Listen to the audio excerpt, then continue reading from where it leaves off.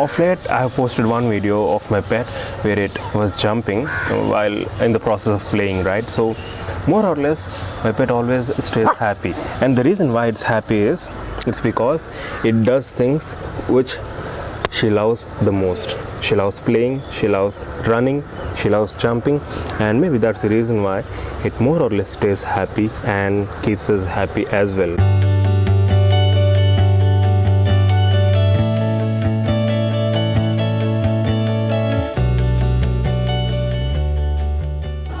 How to be happier than yesterday?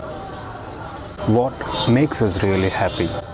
Because that's a question which is very important, because once we understand the nature of question and try to find out some solution to this question, then obviously every one of us would be more happier than yesterday, right? So what exactly makes us happy? The concept is simple. Doing things which you love makes you happy. It seems very obvious, right? It seems very simple and easy also. Theoretically, that's true. But practically, how many of us really spend time on things which make us happy? It's possible for all of us to do that only during our childhood. But what about when you're grown up, when you start earning? So what really makes you happy?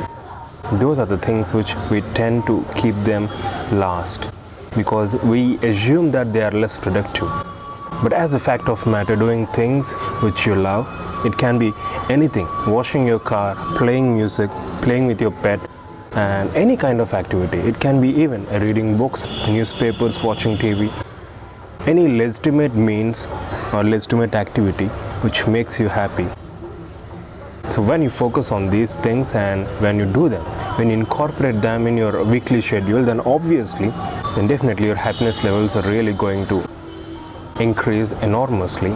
And this is possible only when you incorporate these activities in your weekly schedule. Just merely thinking of them and assuming them doesn't really make much difference. It's only a theoretical concept, right? Assuming things and just cherishing things. But once you incorporate those activities in your weekly schedule, what happens is, the moment you incorporate them, then you feel like you have to do it. And obviously once these things are done, you'll become a lot happier than yesterday, and you'll reconnect yourself to something called as greater happiness. So that's really essential, because the ultimate purpose in life is to increase or elevate the status of happiness. That's what we're trying to achieve all these years, right? So doing things which we really love to, and helping others, and most importantly taking care of ourselves and our family really increases our levels of happiness. So incorporating them in our weekly schedule definitely increases the levels of happiness and helps us to reconnect with our lost state of happiness. And the reason why I'm sharing all of this is because I started reconnecting to my state of happiness, and this is possible because, as I have been mentioning in this video, it's about doing things which you love. So I started reading books, many books by Robin Sharma, and we have wonderful authors out there, right?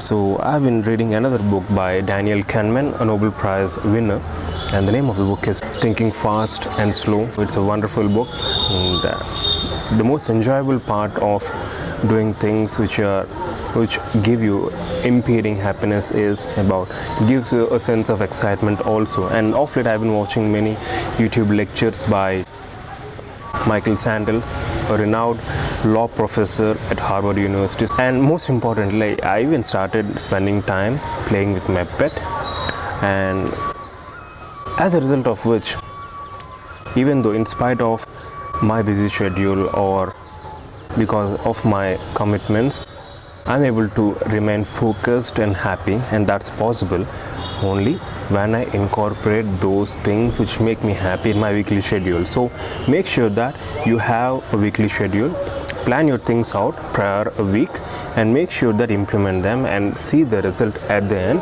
And I'm sure it gives a lot of happiness that comes with satisfaction. So you'll be satisfied at the end of the week once you incorporate these activities in your weekly schedule, and that ultimately gives you more and more happiness, right? And that way you can stay focused and you can spread happiness. In fact, staying happy has another advantage of even spreading happiness among your peers also, right?